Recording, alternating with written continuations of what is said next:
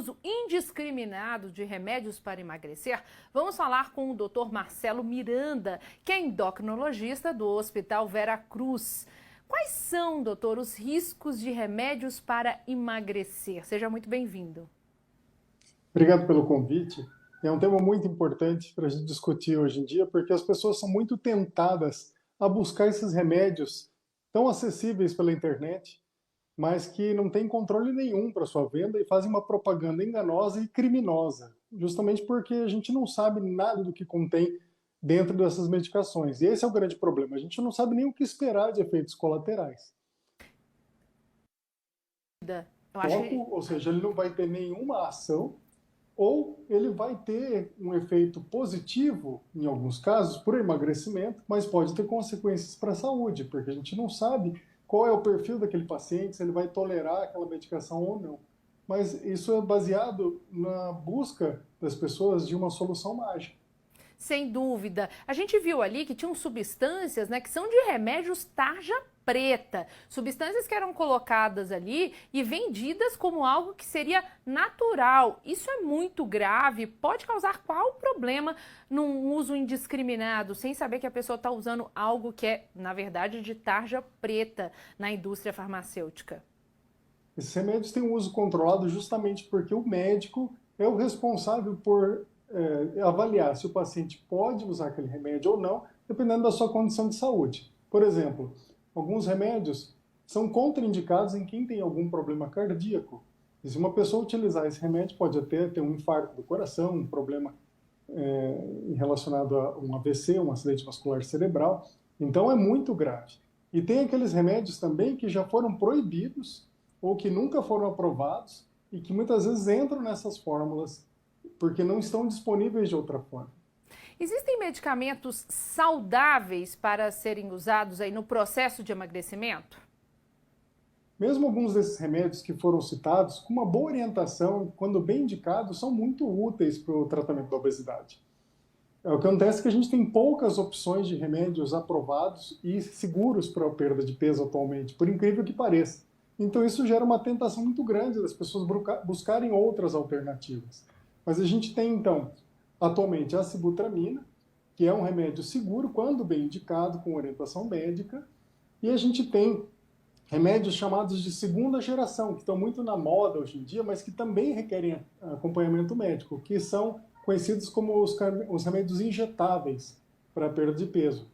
Atualmente, aprovado no Brasil, a gente tem a liraglutida, em forma de caneta, de uma injeção de uso diário.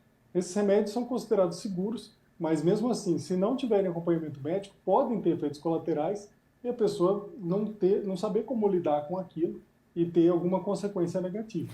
Esse medicamento que o senhor falou, justamente são injeções também que podem ser usadas para diabetes ou não tem nada a ver com essa injeção? É isso mesmo. Essas medicações foram inicialmente desenvolvidas para tratar o diabetes, mas como eles têm um mecanismo de ação que envolve o controle da nossa alimentação também, fazia muito sentido que eles fossem utilizados para perda de peso. Então, estudos foram realizados com pessoas sem diabetes e esses estudos mostram que o remédio é capaz de evitar o desenvolvimento de diabetes, ou seja, protege a saúde dessas pessoas e é bastante seguro.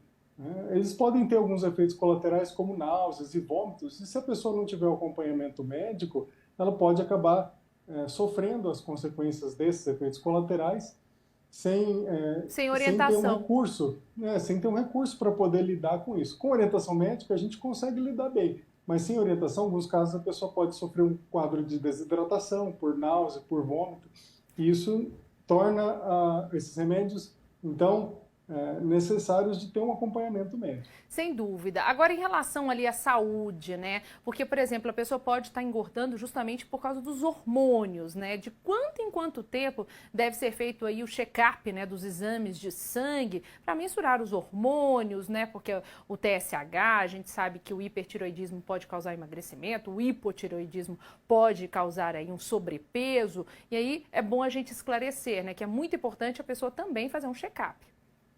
É importante ter orientação de endocrinologista, principalmente quando a gente está falando de perda de peso, porque a gente precisa descartar a possibilidade de ter doenças hormonais que possam estar contribuindo para o ganho de peso. Então, um exame anual normalmente é suficiente para que a gente faça essa avaliação e possa dar o melhor tratamento para o paciente, direcionar de acordo com o seu perfil hormonal. Sem Aliás, dúvida. dia 1º de setembro é o dia do endocrinologista, então é bastante oportuno que a gente esteja falando aqui sobre isso, né? Que o paciente pode contar com a ajuda de um endocrinologista para ter o acompanhamento da sua obesidade, que é um problema crônico e precisa de um segmento contínuo de um médico. Sim, parabéns então, doutor, antecipado. Obrigado. E eu queria saber então, para a gente fechar, qual que é a maneira mais saudável para emagrecer? Em primeiro lugar, a base de tudo sempre é a alimentação e o comportamento alimentar.